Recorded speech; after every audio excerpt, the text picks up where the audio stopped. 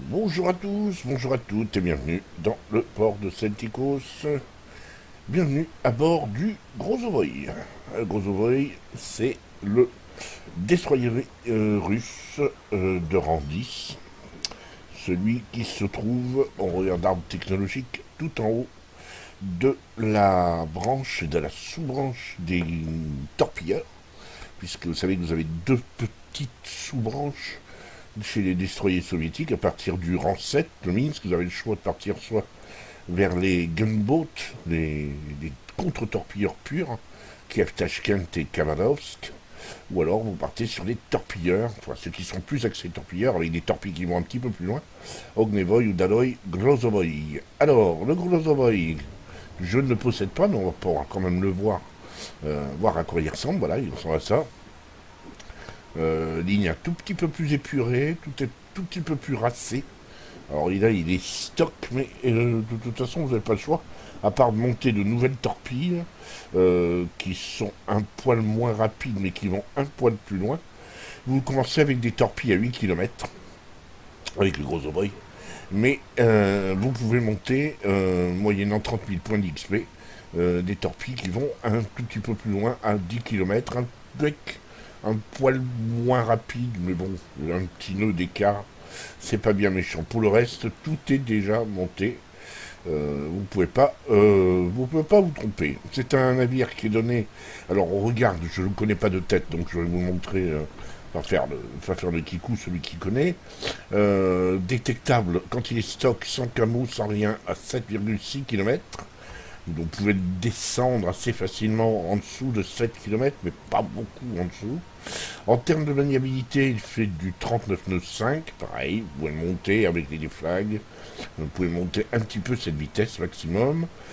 Courbe de giration 7,20, temps de basculement du gouvernail 4,6, c'est pas mal, c'est moins bien que les japonais quand même, nettement moins bien. Est-ce qu'on parle de la défense AA? Bon. On va éviter. Bon, les torpilles, on en a parlé, 8 km de base, de 7, de 5.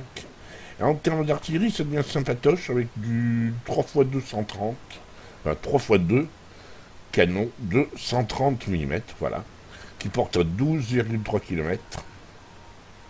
Ça, par contre, vous ne pourrez pas le changer, ce sera toujours la même chose du fait que comment dirais-je, vous n'avez pas de possibilité d'améliorer vos canons, vous pourrez les changer éventuellement. Alors en termes d'amélioration, ça, il faut que j'ai le navire, je ne peux pas vous montrer, je ne sais pas combien il y a de slots, de tête je ne sais pas, je l'ai jamais su forcément. Point de structure, 20 900 PS. Voilà pour la présentation très succincte du navire. Allez, on est parti pour deux batailles sympathiques en Grozovoy. Et on va voir, là c'est l'Udaloy, hein, donc je suis encore assez loin, parce que je viens de l'acheter. Donc je le débute, je suis assez loin. Alors on part en bataille en Grozovoy, on perd pas de temps, et bon visionnage, parce que elles sont sympas ces batailles.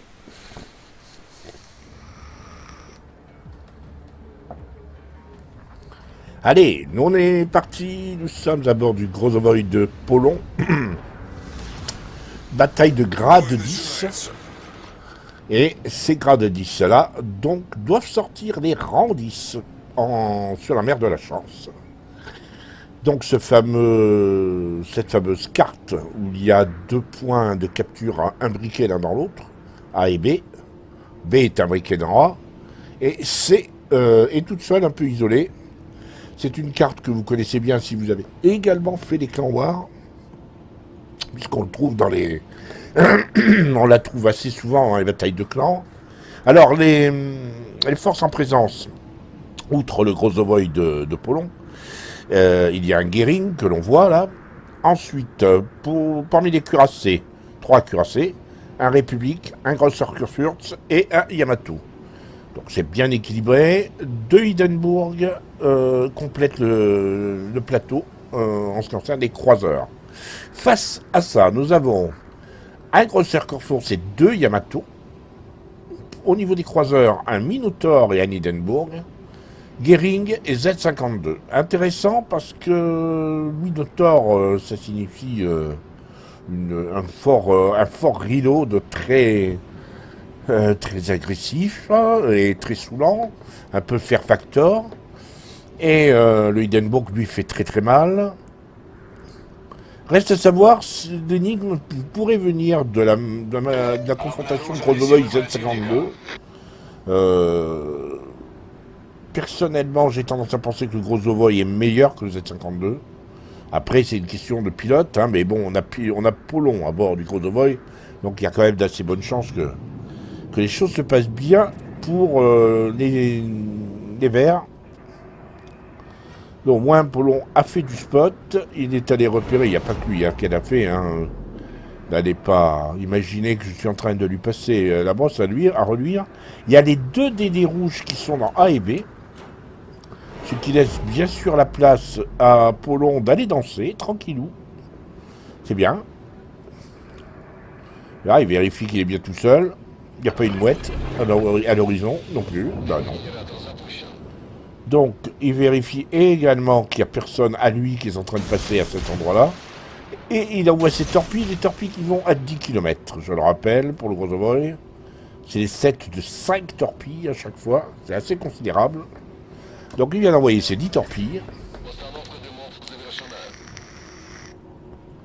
On a un Grozovoi avec l'antière, qui est assez curieux. Enfin, c'est étonnant. Pas curieux, assez étonnant. Et un gros Kurfürst qui arrive du sud, tout seul. Alors, on notera que le déploiement d'équipe s'est fait d'une manière assez originale. D'habitude, l'équipe verte va contester A et B et se retrouve de l'autre côté à échanger des grands coups de marteau avec l'équipe rouge. Là, c'est plutôt le contraire. Il y a un croiseur qui l'a suivi et 2 cuirassés. Le DD, le Gering, lui, reste au large de A et B pour spotter, je présume. Et les deux croiseurs les deux cuirassés sont le Kurfürst et le Yamato. Et le Hindenburg qui croise au large. Polon doit encore attendre une petite minute de récupérer ses torpilles. C'est long, une minute. À ce niveau-là, c'est très long.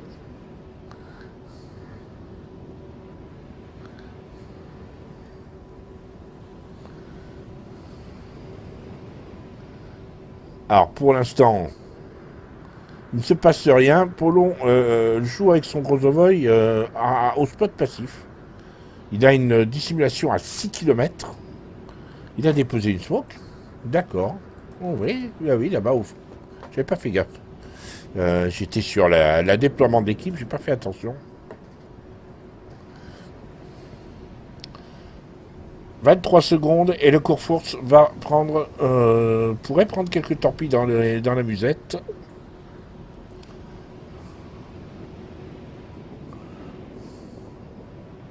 Vous voyez comment il se déploie en restant toujours aussi furtif que possible. 6 km, portée du torpille 10 km, il a une bonne marge de manœuvre.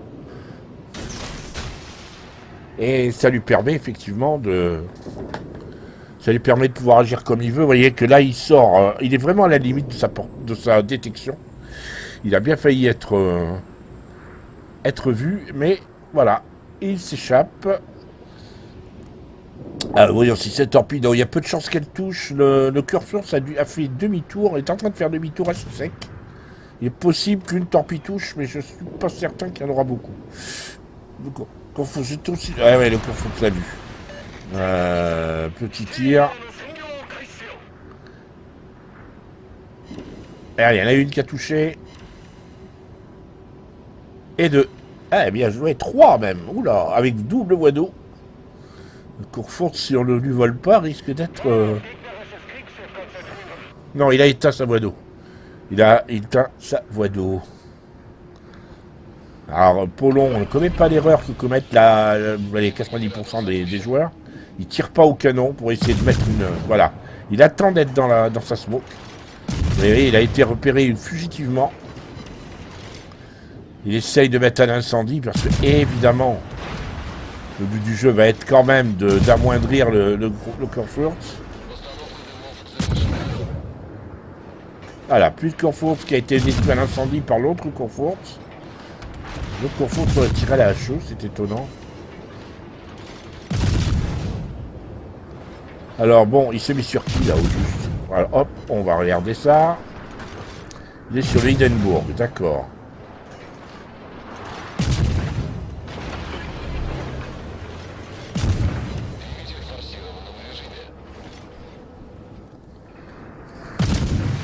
On est dans un cas typique de travailleur de l'ombre, hein, où le DD ne va pas tirer la couverture à lui. Il va pas faire une partie mémorable, mais ses actions, son positionnement, là, en l'heure actuelle, est essentiel. Parce qu'il casse, il est dans le dos des croiseurs ennemis et des cuirassés ennemis, et il oblige ceux-ci à louvoyer et à essayer d'éviter les torpilles potentiellement envoyées. Parce que c'est toujours pareil, hein, si vous avez été en cuirassé ou en croiseur, vous savez que quand vous avez dans votre dos avec un DD, vous vous demandez tout le temps si des torpilles ont été lancées, et vous vous efforcez d'avoir une trajectoire extrêmement, comment dire, atypique pour vous éviter de prendre des torpilles si vous faites un tout droit trop important. Là, il y a le Yamato qui s'en va, vous voyez, c'est ce que fait le Yamato. 10 km, les torpilles, non mais il s'éloigne. Je crois qu'il s'est arrêté et voilà, il est sorti. Encore un beau torpillage, hein, clairement. Allez, le Minotaur se met sur lui.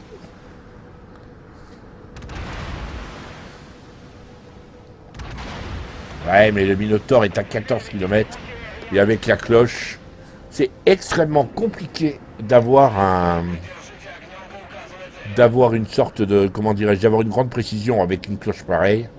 Pour l'instant, 2-0, malgré le fait que les rouges, avec 2 caps, les rouges ont encore une centaine de points d'écart. Mais Polo vient d'annoncer qu'ils partaient capés A et B. Et effectivement, ils ont sorti un des 2 DD. Le Z52, c'est 3-0 maintenant. Et il est essentiel, évidemment, de gagner parce que là, grâce à cette élimination du Z52, les roues verts sont repassés devant, mais pour quelques points. Les choses ont très vite se changé parce que, effectivement, il y a le double cap pour les rouges. Alors, le Minotaur a été repéré. Polon a réussi à le localiser très précisément. Est-ce que les cuirassés qui restent, c'est-à-dire le Corfons et le Yamato, oui, il y a les 3, il y a le Corfons, Yamato, République, vont en profiter? C'est à voir. République est de l'autre côté, hein, il est de l'autre côté du cap. Et ils ont parti à la chasse, voilà, il y a le Minotaur et le Yamato. Et il y a l'autre Yamato qui est beaucoup plus en bas, très isolé.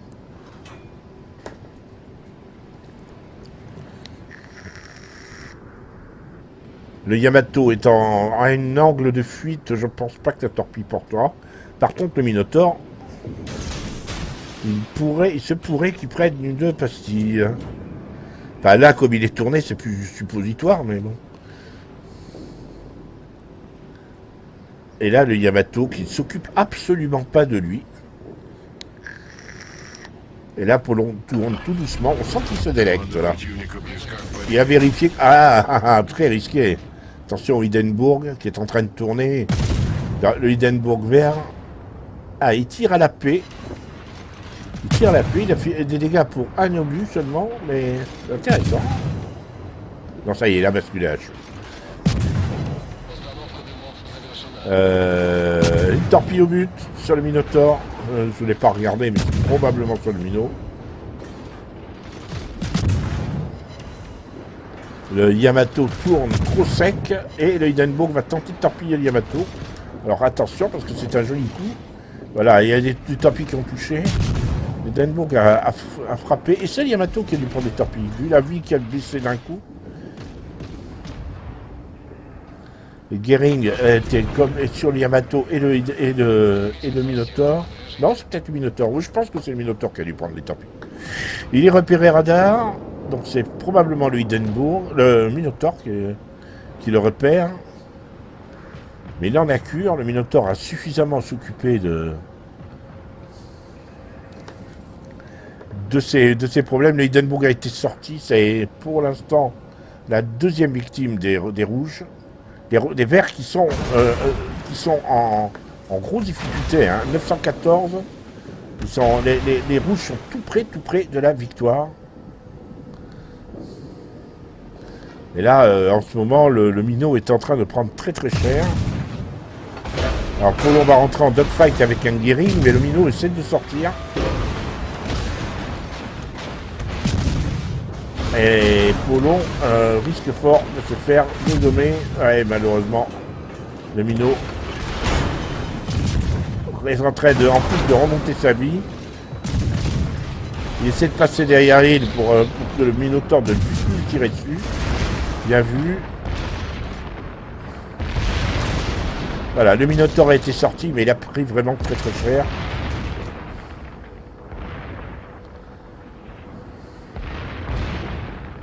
Et là, il faut vraiment qu'il se saisisse d'un cap parce que comment dirais-je, les rouges n'ont qu'à patienter maintenant. Gearing a sorti un Yamato. Et voilà, le Gearing a été sorti par le Courfourche, ça va beaucoup mieux. Du coup, Polon va pouvoir se précipiter parce que le Yamato avec ses secondaires est en train de lui faire mal. Donc il faut que... Voilà, le Yamato, fort heureusement, est passé derrière une île. Et du coup, Polon va caper. Alors c'est un boulot de travailleur de l'ombre qu'on a vu. Hein. C'est pas un boulot de premier de la classe, clairement. Mais il a fait le job. Et là, il se précipite dans le cap B. Et dans le cap B va permettre de caper A et B en même temps. Donc il supprime les points, l'entrée des points des deux caps. C'est le mauvais côté des choses. Hein. C'est bien quand on le prend, ce cap, mais si jamais quelqu'un se saisit de B, il se saisit des deux caps que vous possédez en même temps. Et là, à partir de maintenant, il n'y a plus de points qui rentrent dans l'escarcelle des rouges. Et le pauvre Yamato, à lui tout seul, ne peut pas renverser la game. Il est trop lent pour venir chercher le gros ovoid. Et il est trop lent aussi pour lutter efficacement contre... Voilà, il a capturé une base, il va en capturer une deuxième, à lui tout seul en plus, ça va faire beaucoup de points d'XP. Ah, il est pris à partie par le Gearing qui est en bas avec le Kurfürst. Donc, et Polon qui s'approche maintenant pour le prendre en tenaille.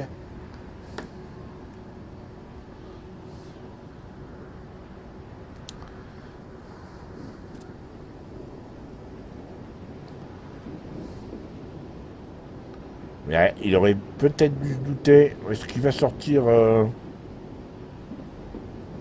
est-ce qu'il reste de la carcasse d'un des navires de cette bataille. Il était échoué sur un haut fond.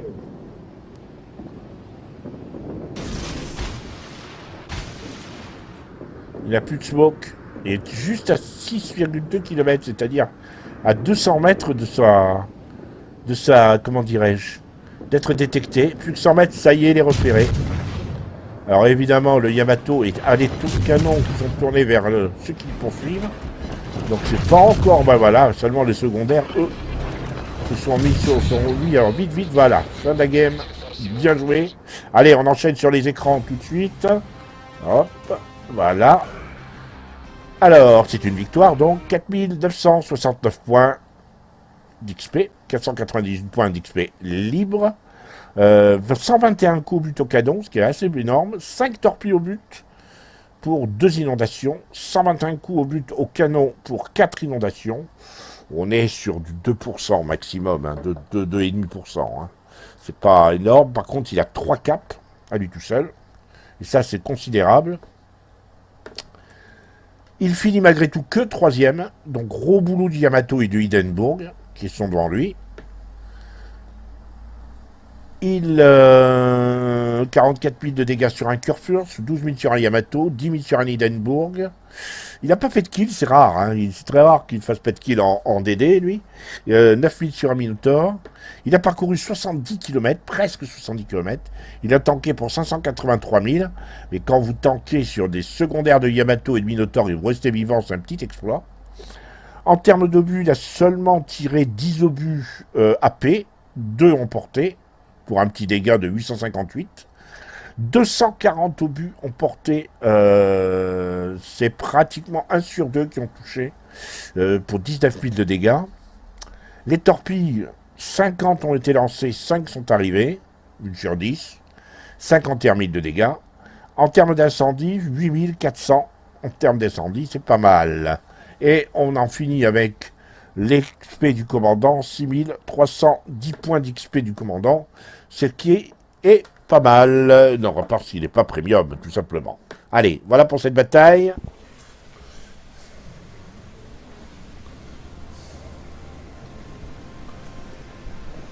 Allez, on est sur la chaîne, sur la carte chaîne de montagne, et par certains aspects, cette carte est, comment dirais-je, on pourrait presque la dire consacrée au DD, puisque il y a deux espaces le long de la ligne Equinox, euh, la ligne qui sépare E et F, les lignes E et F.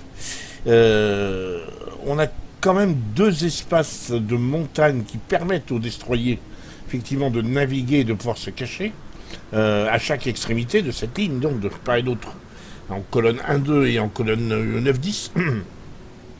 On a cette fameuse chaîne de montagne donc, qui dégringole en empiétant sur les deux colonnes 4 et 5.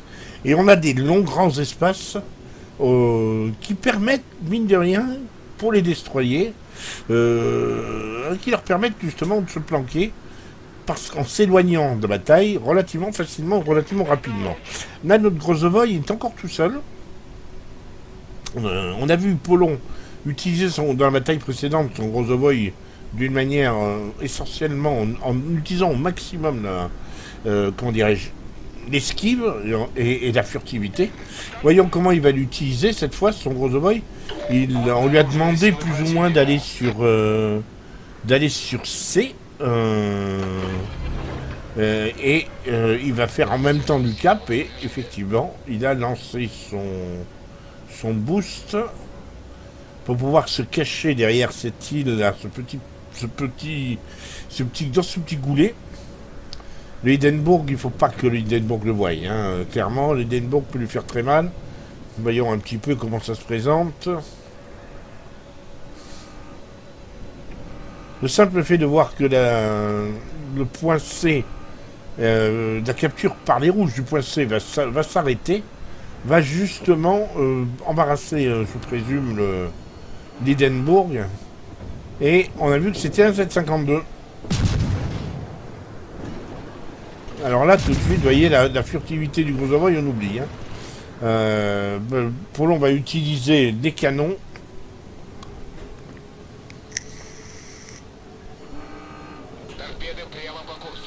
Voilà, on se planque, on évite de ressortir, parce que là, le Z avait quand même fait d'assez bons lancers de torpilles, bien comme il faut.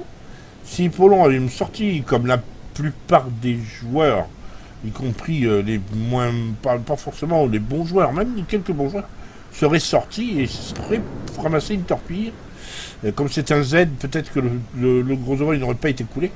Mais il se serait pris cher. Alors là, il est pris dans le radar du Z. Ça, c'est évident que c'est le Z. Voilà, il essaye de... Oui, il a vu que le Z, alors manque de peau, il est planqué. Il est planqué juste derrière l'île, mais en même temps, il y a pas mal de ces obus qui sont coincés à cause des rochers. Le Grozovoy est très bas sur l'eau. Et il prend quelques coups un peu malheureusement inutiles, mais bon, il a réussi quand même à sortir le Z. Et... Ah oui, il est content le monsieur. On peut dire qu'il a aveuglé provisoirement les rouges.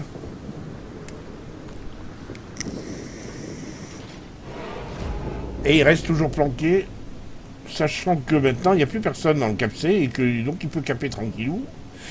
Il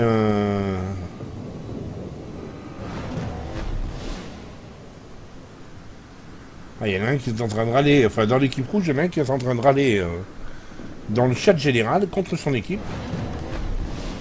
Voilà, cap, et ils ont deux caps, c'est-à-dire qu'il y a une petite force, vous voyez, double croiseur et cuirassé sur A, et le reste, c'est sur C. Et comme les rouges ont perdu déjà un de leurs cuirassés, le Grozovoy va pouvoir maintenant inonder de torpilles ces coins, sachant qu'il y a peu de chances que des torpilles soient repérées.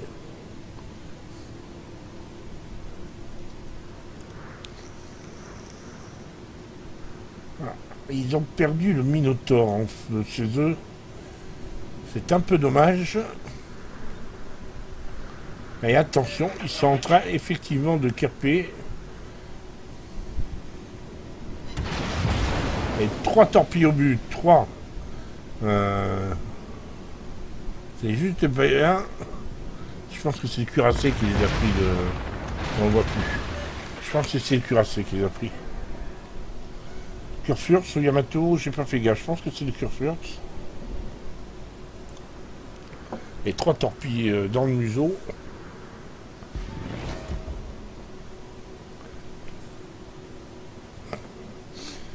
Il reste encore 1 minute pour récupérer ces torpilles. Vous voyez que là, ce que je vous disais sur cette carte, hein, le Grozovoy utilise à fond la distance alliée à sa furtivité pour pouvoir passer au large. Il faut toujours penser de cette manière. Là, Polon. Alors là, on peut se demander si Polon n'est pas parti pour KPB et essayer de prendre B en loose D. Il a proposé à son équipe. Et il a proposé à son équipe et personne n'ayant répondu. Par contre, il y en a un qui dit que c'est pas sérieux. Un Français, a priori, qui demande comment un cuirassé a pu caper, le Kurfürst a pu caper C tout seul sans qu'on le laisse, sans qu'on le conteste. Attention, il y a quand même le Zao dans le coin. Alors c'est vrai que c'est tentant d'aller sortir, mais il faut pas qu'il utilise ses canons, ça c'est clair. En plus avec le ratio d'incendie du Zao, là il est en train de viser le Minotaur qui arrive à pleine vitesse vers lui aussi, mais pour se relocaliser. Hein. Et là le Zao a dû utiliser, oh là là, boum, torpille 13 000. Ça, c'est le Zao a vu que quelqu'un allait se pointer. Il a lancé ses torpilles. C'est des torpilles défensives à l'aveugle pour dissuader les adversaires de se pointer. Et ça a fonctionné. Et là, le Grozovoy qui a le heal, je le rappelle, il est bien embarrassé parce que s'il tire, comme il est tenté de le faire, on prend une torpille, on a envie de répliquer pour faire payer à l'autre de s'être fait avoir. Mais là, Polon a la sagesse de ne pas tirer parce que justement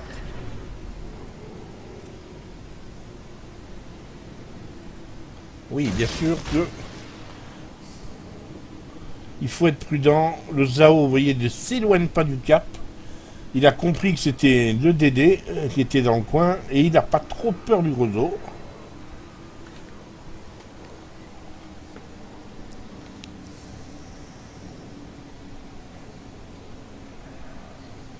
Alors, les torpilles sont pas trop mal.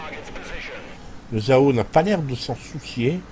Et Polon rentre est parti pour rentrer en marche arrière dans le cap dont il attend d'enquiquiner le Zao.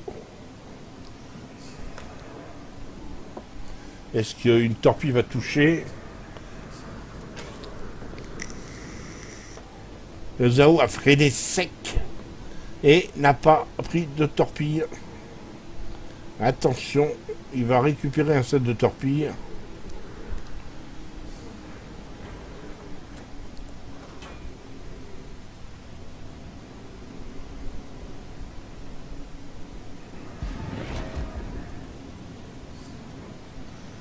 Je vous laisse imaginer, et je vous laisse admirer un petit peu la tactique. Vous voyez que on est toujours dans un cas où Polon joue énormément avec sa furtivité. Et là, il prend des risques beaucoup plus importants. Il ne faut pas oublier quand même que ce sont des croiseurs en face, le Minotaur et le Zao. Et il est à la limite de la portée de la détection. S'il se fait voir, il se prend la misère. En 3 salves, les 2 le sortent. Enfin bon, 2 salves chacun. Peut-être même en 1 salve chacun, si elle est bien placée. Le Minotaur, c'est juste infâme, avec les obus qui sortent des canons avant même que les précédents aient touché la cible. Ça nous fait quand même une belle Ça fait un tir qui n'arrête pas, quoi. Attention.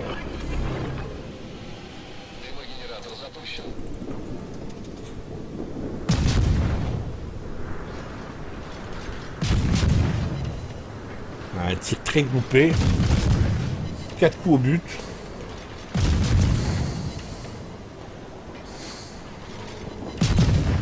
« 18 coups au but en 4 sables. » Et là, il est passé à la citadelle. Et voilà, citadelle. 3 citadelles. Et voilà comment on coule un navire au canon. C'est le Grozovoy, hein, sur un broadside. Le broadside d'un navire anglais, il faut dire. Bon, le Minotaur, c'est pas réputé être le meilleur armure possible, mais bon. Mais là, le Grozovoy a oublié toute espèce de prudence. Il voit en plus que son équipe est en train de recapesser le point qu'il avait capturé d'ailleurs. Là, il met le paquet, même s'il veut sortir.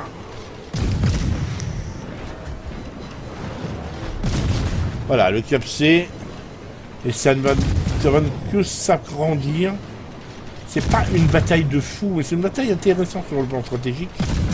On a vu comment utiliser un DD. Je pense que si vous utilisez les destroyers russes, et principalement ceux qui ont une excellente reload, comme vous le voyez fait par le Grozovoy, quel que soit le tiers d'ailleurs, vous obtiendrez vraisemblablement d'excellents résultats. Le tout, c'est d'éviter à tout prix de mettre des torpilles, puisque dans les tiers 4, 5, 6, c'est des torpilles à 4 km. C'est surtout des torpilles défensives qui sont pas là pour faire... ce que 4 est exceptionnel, sont pas là pour rusher un navire et venir le terminer en lui mettant des torpilles dans la bouche.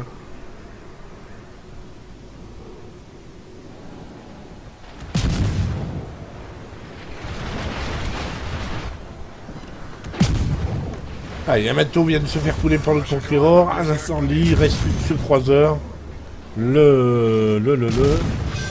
Voilà, dernier, le Zao, terminé. On enchaîne avec les écrans de la bataille. Bon, c'est une victoire. 1781 points, 450 points d'XP de libre. 3 navires coulés, 100 coups au but au canon. C'est pas mal. Terme de torpilles, c'est 3 torpilles. 2 niveaux d'eau. 5 inondations. Non, 5 incendies. C'est pas mal. Alors les logos sont un petit peu compliqués à comprendre. J'ai pas l'habitude. Base capturée 1, base défendue 2. Il a mis 3 citadelles. Il nous finit 3ème. Hein.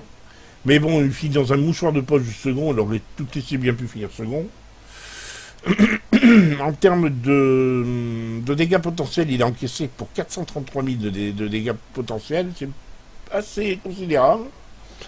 44 km parcourus, mais bon, on a vu qu'avec le Grozovoy, c'est souvent des courses en 2001 qu'il faut faire.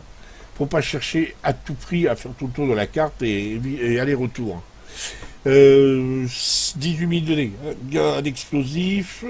À la paix, il a fait 8800.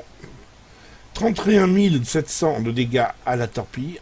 C'est pas mal du tout. Et en termes d'incendie, 25 600 d'incendie. Et je crois que, voilà, il n'est pas premium. Son commandant a pris 2646 points d'XP de commandant. Voilà, retour sur l'Udaloy. Mais bon, c'était bien le Grozovoy qu'on a vu. J'espère que ces batailles vous auront plu. On a vu que probablement l'argument numéro 1 de ce navire, c'était probablement sa furtivité. Le Grozovoy est très furtif, il faut en profiter. Il ne faut pas hésiter. Vous avez vu comment Polon vous a donné une leçon d'efficacité et de filouterie avec ce contre-torpilleur russe qui est à vocation torpille, mais bon, qui reste quand même un contre-torpilleur. Ces canons font vraiment très très mal. Allez, j'espère que si vous avez aimé, n'hésitez pas à liker, n'hésitez pas à commenter, à laisser des commentaires et on se retrouve quant à nous très bientôt, si vous le voulez bien.